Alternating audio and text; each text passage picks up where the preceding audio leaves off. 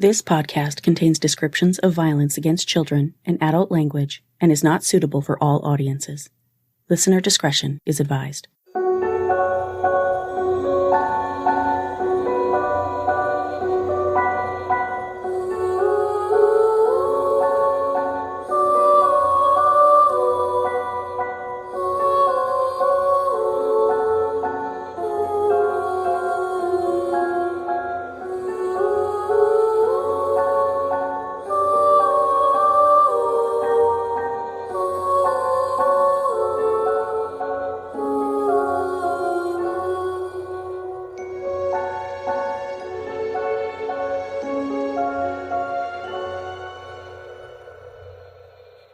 Hi guys, and welcome to Suffer the Little Children, the true crime podcast giving voices back to the victims of child abuse and shining a harsh spotlight on the parents, guardians, and caretakers who silence them. I'm your host, Laine, and this is Minisode number 1, Interview with Hayley Kelly. A few weeks back, in episode 33, I covered the tragic story of 10-year-old Nakota Kelly, who was allegedly murdered in July of this year by his father, Anthony Dibiah. Nakota told his mother the week before his death that his father was going to kill him, which may or may not have been a figure of speech. Either way, due to a very specific custody agreement, his mom, Hayley, had no choice but to send him to his father's Indianapolis apartment for the weekend. Over the next 2 days, Anthony called a relative and a friend, confessing to both that he had killed his son on Saturday night. When police responded to Anthony's apartment on Sunday morning, they found a grisly crime scene in the bathroom, and Anthony, who was on the run, was captured several hours later in Missouri and charged with Nakota's murder. Nakota was failed by both DCS and the family court system. Hayley tried for years to get the unsupervised visits with his father to stop, reporting abuse multiple times, but to no avail. Now, thanks to their failure to listen to Hayley's well-documented concerns, her son is dead and his body has yet to be found. I had the pleasure of speaking with Hayley in October after I released my episode about Nakota, so on this, my first ever minisode, I'm sharing that conversation with you. I have no idea how often I'll be releasing minisodes, only because each full episode takes quite some time to research, write, record, edit, and produce, and I also have sufferthelittlechildrenblog.com where I cover a lot more stories and provide updates on all of them, which also takes a lot of time, but I will be releasing minisodes here and there as time allows. With that, here's my conversation with Nakota's mom, Hayley Kelly.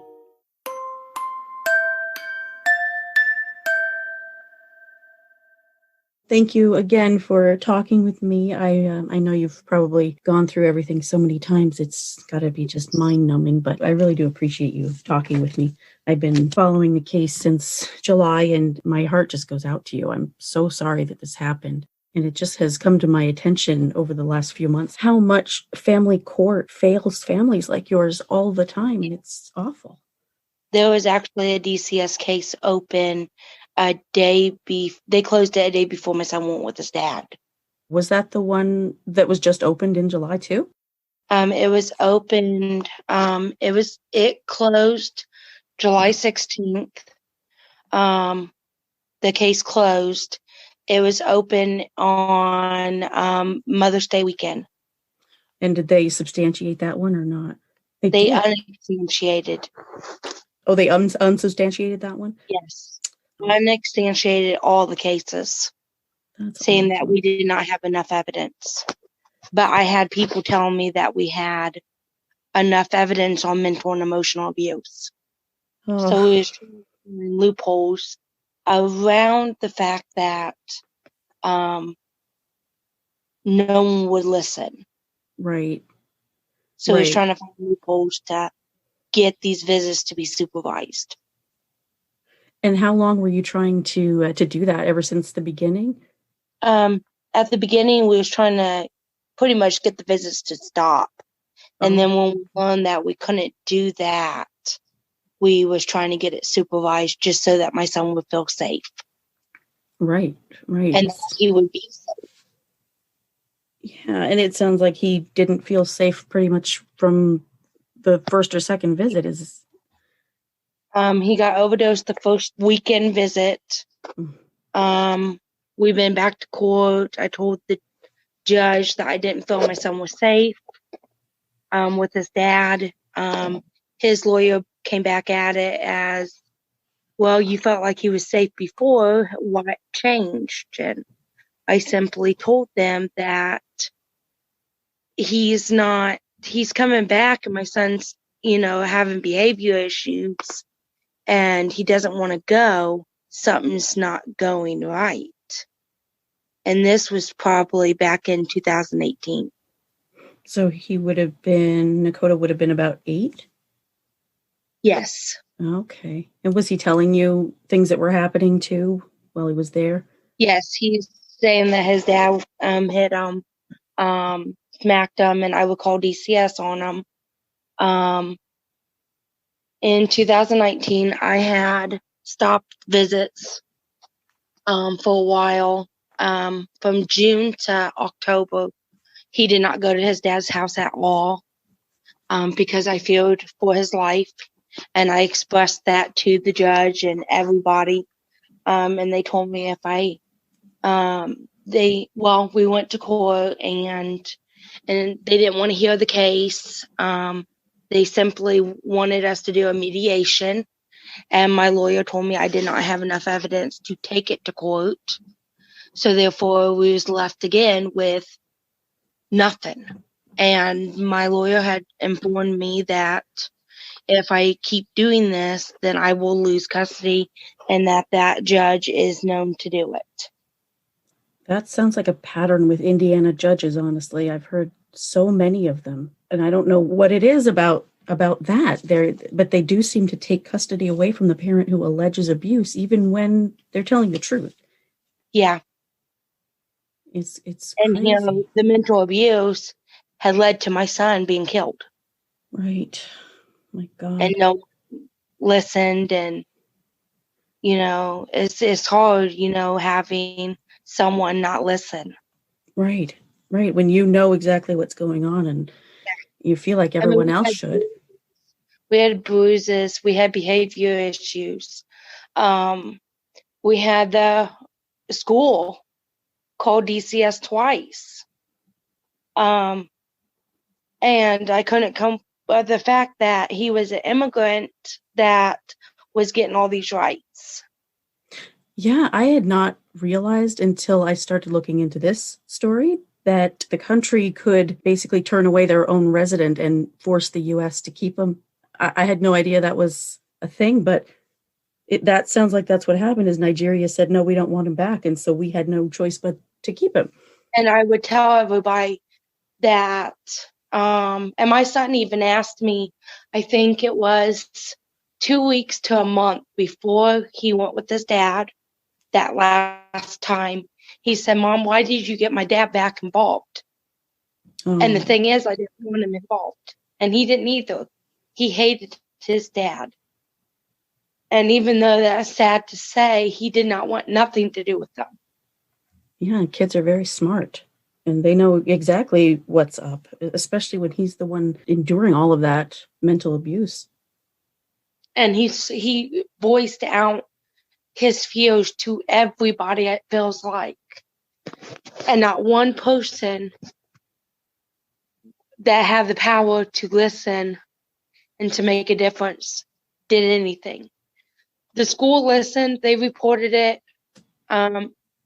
Bowling Center, his skills coach, Alana, she listened. She reported it. But the people that had the final say didn't listen. Between DCS and the judge, the deck was just stacked against you, it sounds like. Yeah. And they're the ones who have the power to do something about it. Right. Yeah, and it's basically your hands are tied by them, especially when I see all those people online saying things like, oh, well, she shouldn't have sent him because he said he didn't want to go. But it's not that simple. No one who hasn't been through it could possibly understand. I kind of just overlook people that say that because they're not in my shoes. Right. They never lost a child. And they do not have to deal with the fact that they cried out for help. Their child cried out for help. And yet the only thing that happened was we got threatened.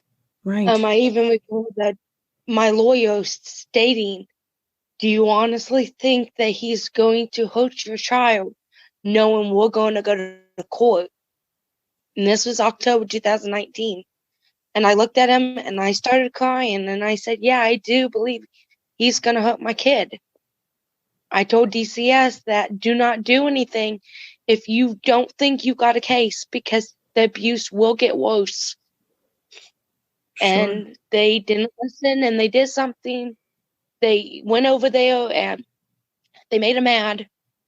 He called and mentally abused my kid that same day that they went over there. I reported this to DCS, and they still proceeded that they didn't have enough evidence. And yeah, it can be very intimidating. Even if someone isn't physically intimidating, when they have that personality, they can really cause damage. Yeah. Just it sounds like he had some narcissistic traits and he really knew how to get to you. Yeah, he did. He knew how to get under my skin. Right. And he knew that I loved Nakota more than anything, and I think that's why he did what he did. Yeah. And it sounded like one of the interviews you did, it sounded like you had, you mentioned letting Nakota go to his final baseball game, and that's what triggered. Yeah. My son wanted to go to his last baseball game. Well, not his last one, but his second to last one. And he said, "I'm never going to work with you again." And he was supposed to go to his last baseball game 2 weeks after his dad did what he did. And he was telling the truth. He was never working with me again. I just didn't think that it was going to lead into something like that. No, how could you ever imagine? And he loves his son. I'm never going to take him away. But yet he took his own son away from him.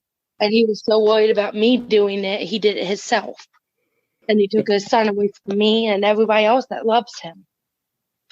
And it sounds like he was just loved by everyone. He was. He's the type of kid that he would walk in, you could be mad, and he would make you laugh. Just that smile. I mean, he was beautiful. Thanks. I can imagine that smile would, light up any room he walked into. Yeah. I could be mad, and he would come and say, "Mom, you're going to give me a hug." Say, "No, I don't want a hug right now. I'm mad." And he goes, "Mom, you need a hug." And I would give him a hug, and I wouldn't be mad anymore. Like, he just knew how to melt my heart. And he had that impression around a lot of people. He was on the bus one time, and the bus driver was so aggravated at him. And she said, "Nakota, you cannot smack girls' butts. You can't do that." And he looked at his hand. He was only 8 at the time. He looked at his hand. He goes, but I just couldn't help myself." And she just bust out laughing and could not hold, it back, because that's the type of kid he was. He would make anybody laugh. Yeah, he sounds like a character. He is. So he played baseball, and he also played football and wrestling? He did not play football. He wanted to play football. Okay. I think the words got mixed around in that. Oh, got it. Okay.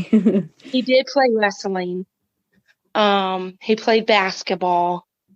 I mean, he was the athletic little dude. He could do a foot flip with no hands. He was very athletic, and he loved to dance and sing. We called him my little Michael Jackson rapper. And he had a cat that he named Keen, but he would say that's his biracial cat because it was black and white. Oh, that's so cute.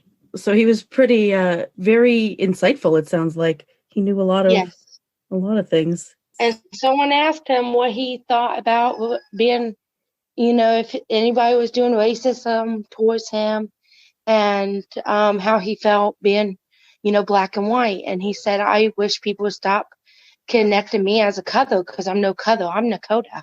And so he was very intelligent. Yeah, it sounds that way. But I always told him that he's not one Cutho, he's biracial. So that's what he called his cat, biracial. That's so cute. he didn't see one Cutho. He seen biracial, and that just meant the best of both worlds. And that's what I told him. That's what I tell both my kids. How are you and your daughter doing? We're hanging in there. Most days is hard, especially the weekends. I think Thursday, Friday, and Sunday are the hardest. Thursday, they closed the case. So I think that's why the Thursday is hard. I have a lot of anxiety on Thursday. Friday, I used to meet his dad halfway. And that was the last time I seen my son. And Sunday is I didn't get him back. So I think that's why those days are the hardest. Sure. Yeah, it's got to be very traumatic. And how far is Wabash from Indianapolis? Hour and a half. Oh, it is. Okay. 2 hours. Got it. Okay, so that's why the meeting in the middle. That makes sense. Yeah. I can't drive on 3 lanes. I have anxiety. Even before then. I feel like I'm being closed in. So I don't drive on 3 lanes. So we met halfway. So we talked a little bit about what kind of person Nakota was, but what kind of things did he love? I know he liked the Teenage Mutant Ninja Turtles. That was a big one. Yes. He loved Power Rangers. He loved Mario. He loved Fortnite. He loved playing Xbox 360. He loved dancing. His favorite food was veggie pizza. Wow, really? Yeah, he loved veggie pizza. He loved to help with anything. He would get on the roof and help my mom clean out her gutters and pull out weeds. And he loved to mow the yard, which, of course, he had to be out. I was out there with them, helping them. Sure. But he loved to think he could do it by himself, and he couldn't. So he doesn't sound like he sat down ever. No, he didn't. He was literally up at 5 to 6 a.m. Wow. And he went to bed at 7 p.m. So we did get a little bit of break. We did get a little bit of break at nighttime. That's good. That helps. When you have a child who won't stop talking, moving, running around, it's exhausting for you too. It is, but I miss it. Yeah. I guess everybody don't realize what they have until it's not there. Sure, of course. And what I mean by that is, hang on, I'm gonna let this dog out. We got a puppy because I couldn't deal with all the quietness. So we got a puppy and a cat. Oh, so you definitely don't have any quiet now. No. It keeps me as busy as Nakota did. So it does keep me on my toes. I bet. It's probably good to stay busy. It is, because like sometimes when it's sleeping, it's like I cannot stop going. Yeah. I always want to just keep going. Yeah, but just keep your mind occupied. I didn't realize how much I missed the hyperness and the energetic and the wildness of my house.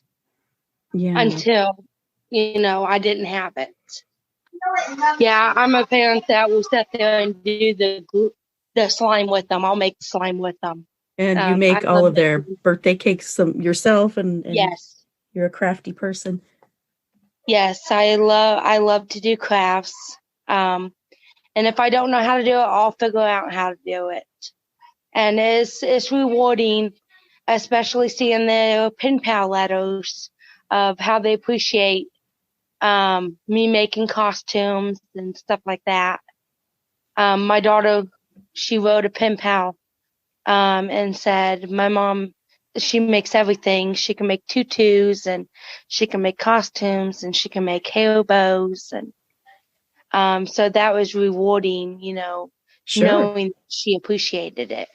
That's great that she has a pen pal. I didn't know kids still do that. That's awesome. Yeah, they down here in Wabash, they still write pen pals. Oh, that's great. And my son got to do it this year.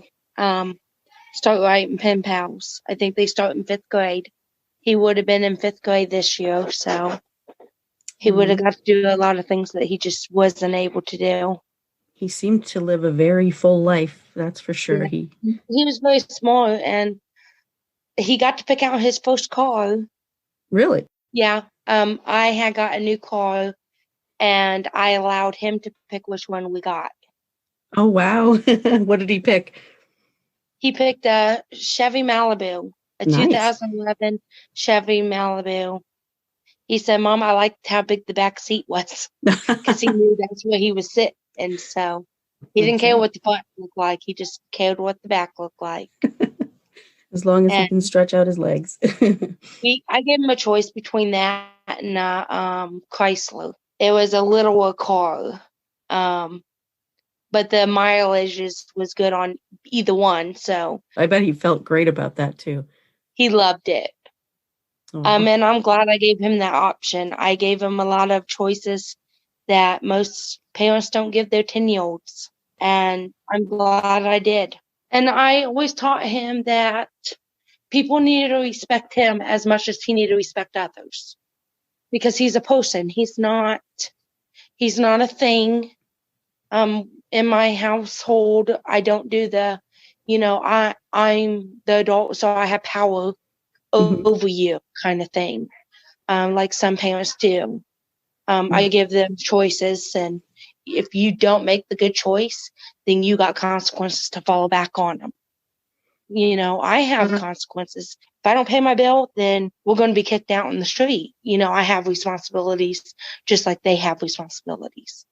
I'm sure that they understand what a great mom they have. And I'm sure your daughter is very glad she has you to lean on right now.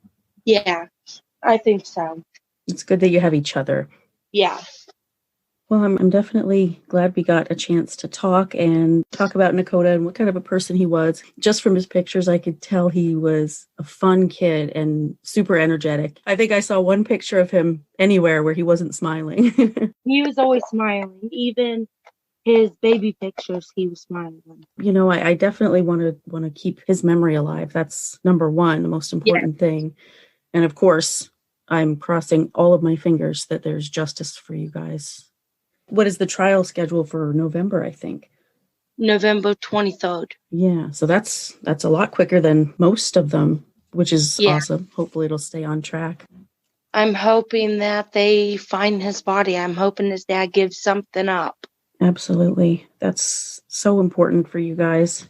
I know it would be. I'm at the point, I don't care what happens to him. I just want my son to be found because my son deserves that. He deserves to be brought back home. Yeah. I'm so sorry this happened. It's just an awful situation altogether, especially knowing everything you did, trying to save him and getting anyone to listen to you. And it's awful that they had to, that this had to happen for anyone to pay attention. Me too.